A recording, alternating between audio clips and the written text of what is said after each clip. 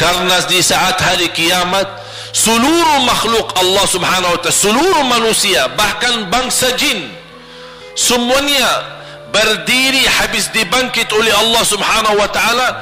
Semuanya berdiri di hadapan Allah menunggu hisab dimulai lebih dari 50.000 tahun. Bisa enggak terbayang berdiri berapa lama? 50.000 tahun. Dan semuanya keadaan laki dan perempuan sebagaimana baru dilahirkan. Bisa enggak Bapak Ibu terbayang? Sekarang mohon maaf, ibu-ibu yang begitu berjilbab, pakaiannya yang rapi dan sopan, Masya Allah, tertib, bersih, make up, cerah mukanya, bisa menarik perhatian. Betul enggak? Bagaimana di hari kiamat? Semuanya di satu tempat, disamakan, laki sama perempuan campur, dan semuanya dalam keadaan sebagaimana baru dilahirkan, tidak berpakaian apa-apa. Ketika Rasul menceritakan kepada Siti Aisyah pun kaget. Ya Rasulullah, laki dan perempuan sama-sama.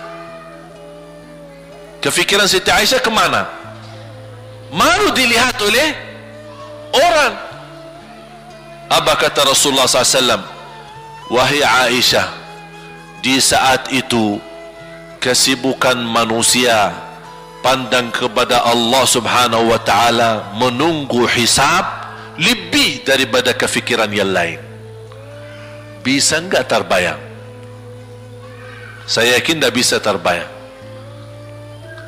Mohon maaf, apapun kesibukannya, biarpun dahsyat yang menarik perhatian, tetap ada kesempatan masih cuci mata. Betul enggak?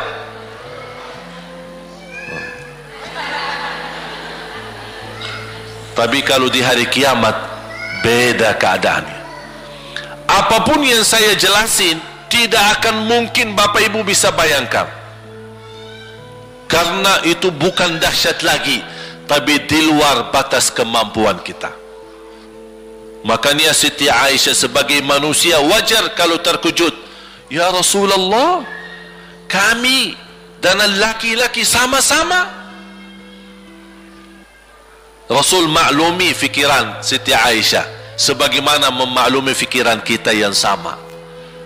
Tapi ternyata kalau di sana beda. Makanya di saat itu belum lagi matahari didekatkan. Disebut dalam hadis mil, 1 mil.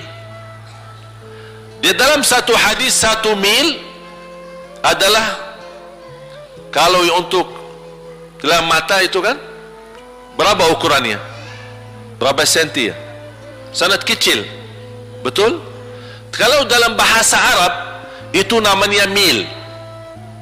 Berarti ukuran nanti di hari kiamat kita berdiri 50.000 tahun dan mataharinya dekat seperti ini.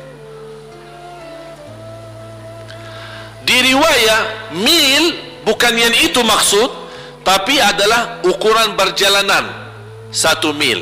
Kira-kira 1 mil cukup jauh? Sama, kurang lebih berapa kilo? 1,5 kilo? Ya, kurang lebih 1,5 kilo. Sekarang jutaan kilometer kita merasa panas. Sudah ada AC, sudah ada kipas, sudah ada ujang, sudah ada ini, tapi merasa begitu panasnya. Itu jutaan kilometer. Bagaimana kalau 1,5 kilo? Makanya Rasul menggambarkan nanti di hari kiamat, yang biasa di dunia kalau kita keringat dari atas ke, kalau di hari kiamat terbalik, keringat kita dari bawah ke atas. Ini tergantung dosa kita.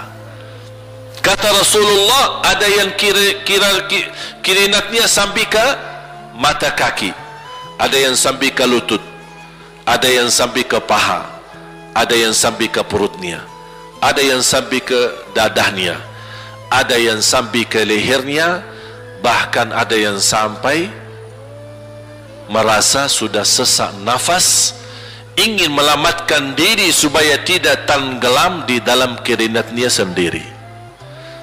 Dalam keadaan itu 50.000 tahun. Di situ manusia sudah merasa gelisah, sudah cukup merasa tersiksa. Semua larinya, penolong siapa yang bisa menolong kita?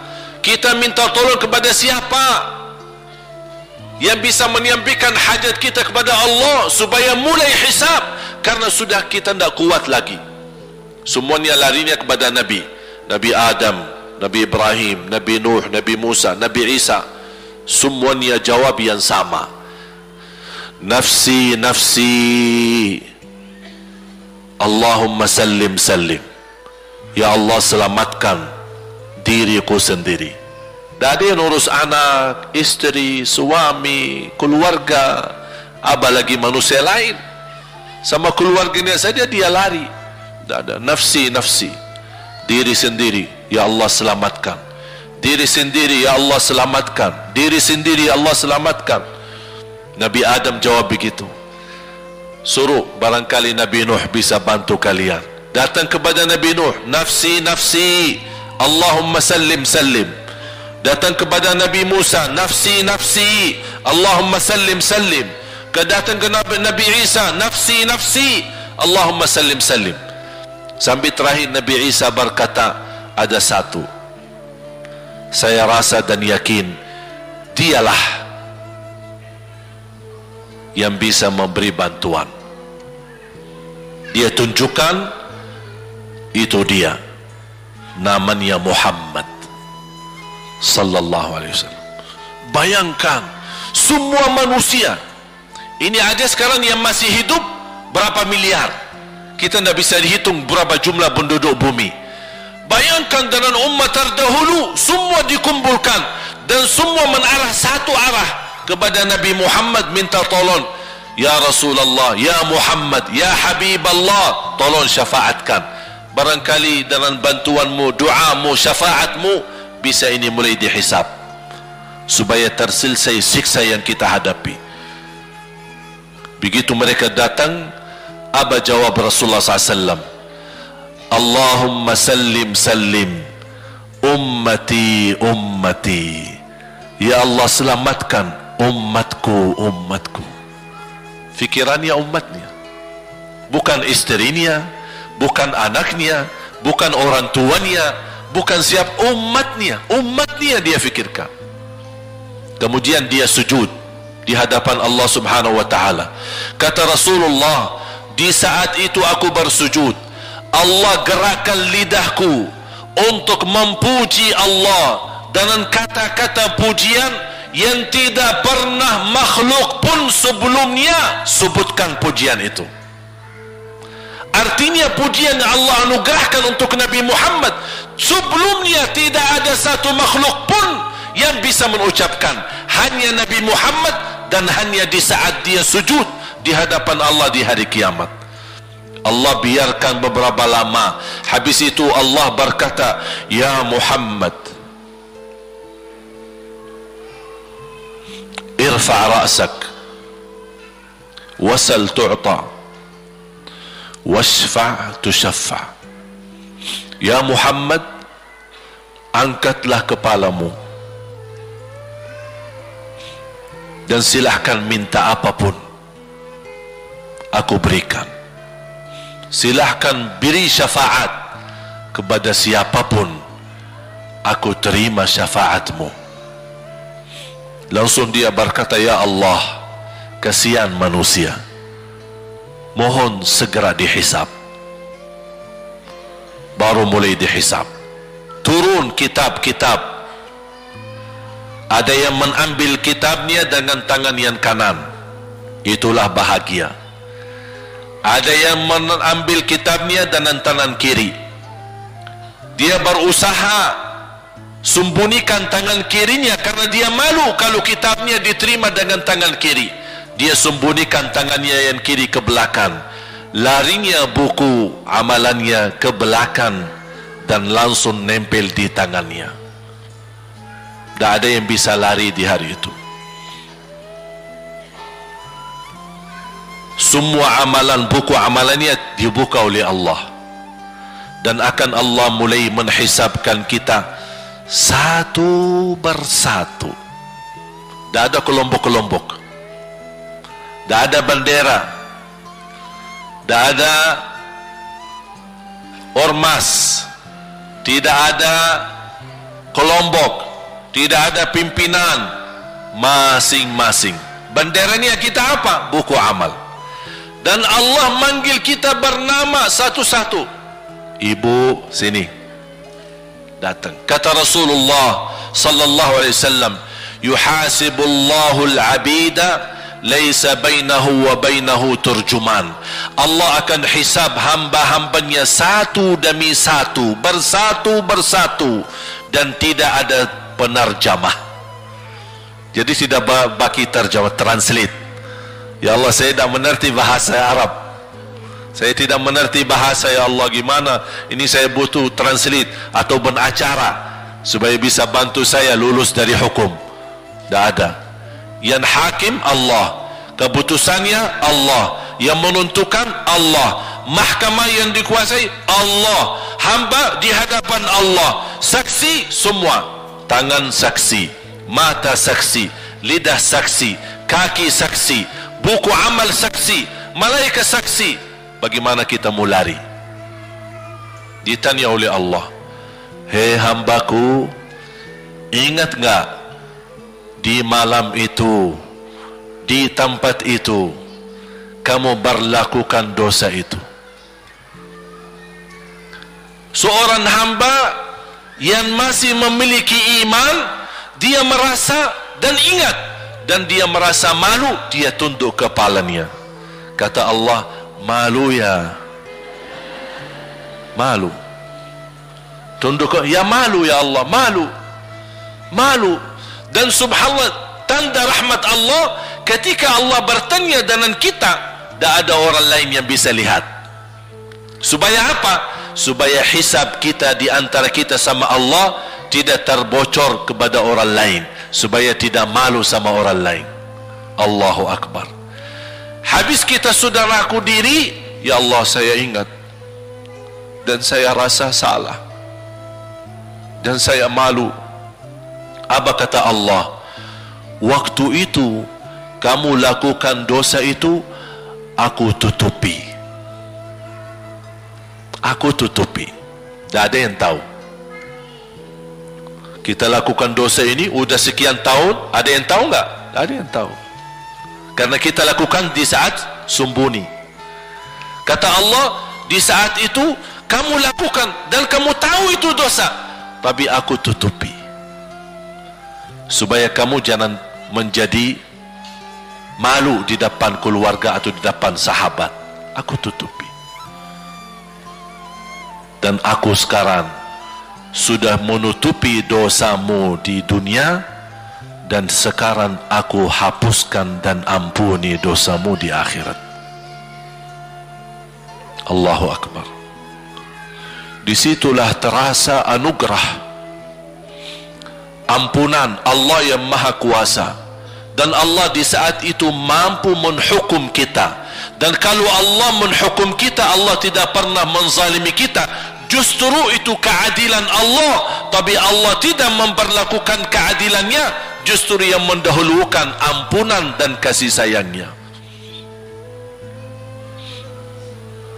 Habis selesai hisab, harus semua tanpa kecuali lewati neraka Jahannam di atas sirat. Sirat yang panjang, yang kejam seperti pedang, yang tipis sampai tidak bisa dilihat oleh mata.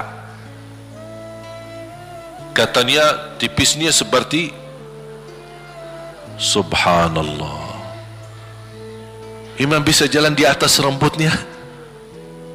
Kejam lagi masuk di atas serat, terus jalan. Di saat itu ada doa yang ia melamatkan kita sampai menuju surga. Nabi Muhammad sallallahu alaihi wasallam, dia sudah duluan. Kalau Sayyidina Abu Bakar perjalanan di atas sirat disebutkan 100 tahun, tapi Sayyidina Abu Bakar satu langkah di atas sirat, langkah kedua di depan pintu surga. Dahsyat. Ini Sayyidina Abu Bakar seperti itu. Bagaimana Rasul? Rasul sudah menunggu di depan. Mulai manusia satu persatu jalan di atas sirat, dan Rasul di saat itu sibuk berdoa, Allahumma sallim sallim, ya Allah selamatkan umatku, ummati ummati, ummati ummati, sampai mereka terselesai. Sampai di situ saja. Sebelum masuk surga ada berita gembira untuk umatnya Nabi Muhammad sallallahu alaihi wasallam.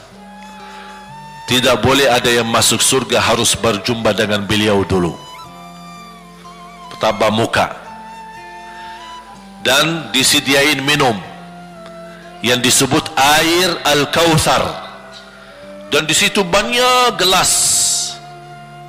Tinggal kita ambil gelas dan minum. Begitu kita mau ambil gelas dan minum, datang Rasul, jangan kamu minum langsung dari tanganku sendiri. Barang siapa yang minum dari tanganku tidak akan haus selama-lamanya. Allahu Akbar. Di situ terasa kemuliaan. Begitu kebahagiaan kita bertemu dengan Nabi Muhammad dan bisa langsung minum dari tangan Nabi Muhammad sallallahu alaihi wasallam. Bukan hanya begitu saja, bahkan Nabi Muhammad memegang tangan kita, mengajak kita masuk 8 pintu surga. Ada 8 pintu. Rasul bersabda, 1 pintu luasnya seperti antara langit dan bumi. 1 pintu antara langit dan bumi luasnya. Dan kata Rasulullah, di saat itu akan manusia gesa-gesaan untuk masuk surga. Itu tanda apa? Banyak yang akan masuk.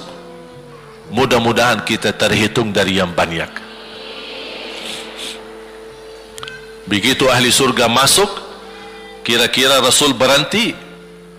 Ahli surga sudah masuk, sudah aman? Tidak. Rasul balik lagi, keluar dan menuju dari langkah sirat yang pertama, melihat ada enggak ternyata ada di antara umatnya yang tersisa, yang dosanya terlalu banyak, gesa-gesaan di jalan, merangkak di jalan sampai jatuh di dalam neraka. Rasul mana mereka? Masuk ke neraka. Kata Allah subhanahu wa ta'ala, melihat keadaan Nabi Muhammad SAW, apa yang dibutuhkan lagi? Kata Rasul, ya Allah, saya tidak akan puas masuk surga sampai hamba-hambamu yang ada di neraka, umatku, diselamatkan. Allah subhanahu wa ta'ala mengizinkan Nabi Muhammad keluarkan dari neraka. Dia keluarkan. Sudah cukup ya Nabi Muhammad? Tidak cukup ya Allah, masih ada lagi. Diambil lagi, dikeluarkan, diambil lagi, dikeluarkan. Artinya dari umat Nabi Muhammad yang masih banyak dosanya, yang masih banyak kelewatannya sama Rasulullah, yang tidak pantas memberi kemuliaan kepada Rasulullah SAW, dapat pula syafaatnya Nabi Muhammad. Yang tidak pernah memberi tanda sayang dan cinta kepada Rasul, dapat rasa sayang dan cinta Nabi Muhammad sallallahu alaihi wasallam. Sambil kata malaikat Jibril, demi Allah saya melihat Nabi Muhammad mengambil manusia dari neraka Jahannam, diselamatkan dari siksa dan membawa mereka ke surga. Kata malaikat Jibril, sambil aku kira tidak ada lagi yang tersisa di neraka Jahannam, saking banyaknya yang dikeluarkan oleh Rasul. Itu syafaat Rasul sallallahu alaihi wasallam.